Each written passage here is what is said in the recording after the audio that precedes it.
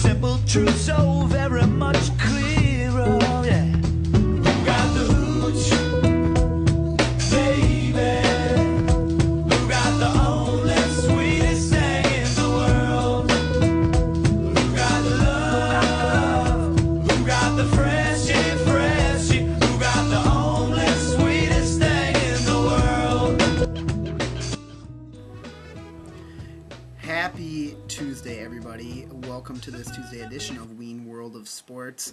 It's fall, it's cold, I'm wearing a sweater, I feel less of a need to shave anymore. It's football season. Alright, so let's get right down to the news wire. Europe wins the Ryder Cup. A little surprising, it was actually pretty close. Tiger actually played really well. He was like 9 under in 15 holes in his last match. Europe, I thought, had a lot more talent going into this. They ended up building a big lead. U.S. got hot, came back. Fairly entertaining. Watched the ending of that yesterday morning before coming into work. So that was pretty cool. Baseball, Giants win the division on the last day of the season, beating San Diego after almost getting swept at home. All they had to do was win one of those games. Lost the first two, won the last one. They get in. I think they're a team that's going to win their first round matchup. They got Atlanta first round. They've got Lincecum going in game 1, Kane in game 2, and I think that those two wins right there at home will kind of give them the 2-0 edge, and then they just got to win one of the last three, and I think they're going to do it. Probably 4 or 5. I think Atlanta probably wins one of those games. So that's where I see that one going. Rays have the Rangers in the first round. The Devil Rays win home field advantage throughout the American League playoffs. They beat the Yankees by 1 game up in the division. So good for them. I think that they're going to beat the Rangers, but I think that that's going to be tough. I think it's going to take them 5 games. After looking at the pitching matchups, I think the Rangers kind of got a little bit of an edge there. In a 7-game series, pitching matchups don't mean as much. In a 5-game series, they mean a lot. So I think that the Devil Rays it's going to be close, and I think they pull it out in 5. But it's going to be tough. Twins versus Yankees. The Twins always get beat by the Yankees in the playoffs, and as a Twins fan, it's kind of frustrating. But I think this is the best chance that the Twins have. That said, if I'm putting my money on it, I'd probably say Yankees in 5. But optimistically, I think that the Twins can win this. I think that other than Sabathia, the Yankees really don't have much for pitching. Phil Hughes isn't that good. A.J. Burnett's been playing so bad, they're not even starting him in the postseason this year. Twins got a better bullpen. Yankees can hit a ton of home runs. I think the Twins got to win their first 2 games at home. Maybe can win one in Yankee Stadium. Maybe not, and then hope to win Game 5, put Liriano back on the mound, see if they can do it. So, Reds versus Phillies. I mean, Phillies in 3 in this one, I'm pretty sure. You've got Halladay, Oswalt, and Cole Hamels going for the Phillies. I just don't think the Reds can match up with them. College football. Some crazy things going on this last weekend. LSU wins a crazy game against Tennessee when they thought it was over. There was actually 13 guys on the field for Tennessee. They got one more. They got a penalty, one more shot at it. LSU wins the game. Nuts. Watch that live. That was crazy. Oregon comes back and just rolls over Stanford. Oregon, possibly a title contender. We'll see what happens with everything else this year. If they can make it through the Pac-10, I think they're good enough to, but we'll see. Texas loses to Oklahoma. Didn't watch it or anything. Haven't watched Texas play at all this year, but I think it's awesome that they're out of the top 25. I don't like Texas, so I think that's cool. Great weekend of NFL drama. Not so great games. We've got more Vic drama. Kind of some bad games. The Washington-Philly game was terrible. New York Giants, Chicago, worst game ever. It was so bad it almost got entertaining. I love seeing Cutler get sacked 9 times. Hope he's not hurt from the concussion, but at the same time, it's pretty funny watching a guy get sacked 9 times in one half. And then last night, Pats over the Dolphins, and that was just a sloppy game in the second half, and it got out of hand. The Dolphins aren't that much a worse team, but you get, they run back a kick, an interception, block a field goal, run that back. I mean, You're just not going to win those games. So, moving on, folks, to this week's edition of Dude, Seriously. Now, folks, I am someone that just loves to learn about people and animals and things that just fascinate me. Anything from, the birds of Galapagos Island, that's something very interesting, to, koala bears with chlamydia, for example, also very interesting. So when I found that one of the subscribers of my show was a Detroit Lions fan, I was fascinated.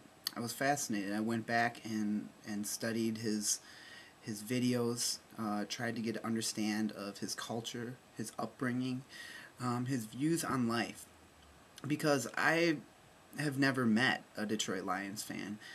Fortunately, being a resident of Wisconsin, we have a giant lake that keeps refugees that would try to come from the dying city of Detroit, throws a barrier, makes it a little bit more difficult for them to get over here, which is something that I'm very grateful for, living in eastern Wisconsin.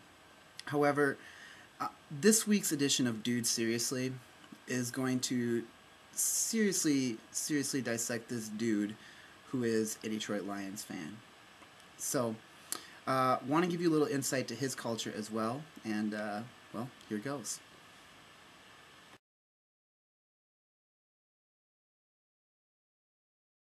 Hello there, Detroit Lion fans. This week, the Lions are going to muffle the shuffle. The Super Bowl-bound Detroit Lions will beat the Bears 35-0.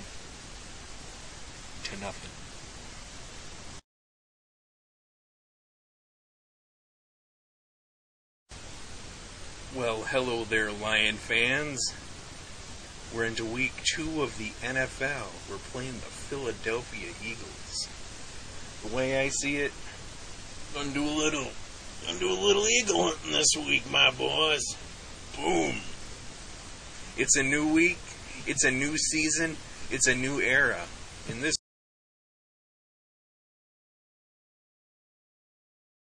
I am very fired up and ready to go.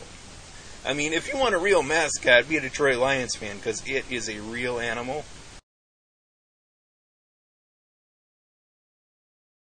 Week 4. I'm here to declare that I'm just not going to watch the game. I'm not going to watch it. It's not fun to sit there for 2-3 hours and just watch an exercise in perfect futility. I wouldn't be surprised if you go 0-16 this year. I've looked.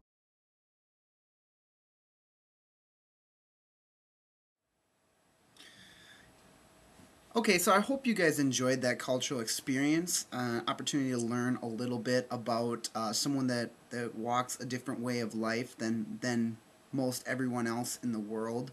I didn't think the Lions had fans, so this confused me. I mean, I once had a layover in the airport in Detroit, but I didn't see any Lions fans there. I just didn't think they existed. So, dude, seriously, I want to seriously invite you, Lions to the Super Bowl on YouTube, to come on Wien World of Sports and teach us a little bit more about your culture. So shoot me an email, wienworldofsports@gmail.com. We'll set up a time. We'll call you in, and got some more questions for you. Want to discuss a few things about your perspective being a Detroit Lions fans. Okay, we're gonna have to take a break because after that, I think we all need a little bit of a break. So back to the kid with the soccer ball here. We'll sing, the jams begin to ring, the good vibes flow from me to you, yeah, yeah. The evening turns to night, and the fire and moonlight, the dance of all who came before, yeah, yeah. Alright, so we're back. Time to get down to the NFL, what everybody really just wants to talk about. So, like I said, some bad games this weekend. Washington Eagles, terrible game. Just horrible. Donovan McNabb comes back to Philadelphia and wins. I mean, he had 8 completions the whole game. There was no offense. It was one of the worst games I've ever seen in my life. Fortunately, I only watched like the first 3 minutes and then like the last quarter, because I had to prepare myself to watch even more terrible games Sunday night, Bears-Giants. Michael Vick out, and the drama continues. Like, you just can't ask for any more. Kevin Cobb comes back in, and just terrible. Just awful. He's going to have to start the next week, maybe 2 weeks before Vick comes back. Very interesting. Very interesting. I mean, this is just nonstop drama. Don McNabb comes back. He beats his old team. He was supposed to play Michael Vick.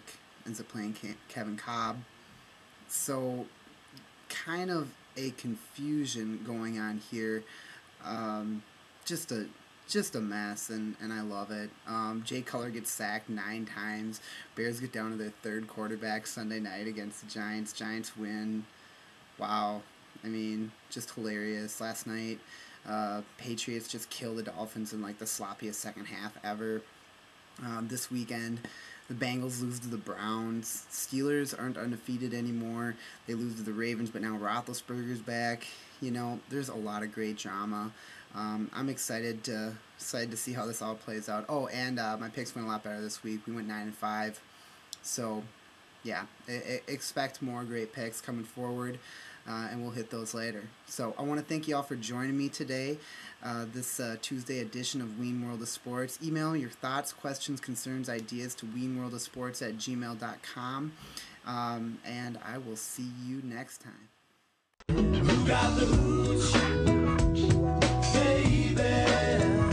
Who got the only sweetest thing in the world? Who got the love? Who got the fresh impression? Who got the only sweetest thing in the world? Let's get real, let's get heavy, till the water breaks the levee. Let's get loose, loose. Who got the hooch?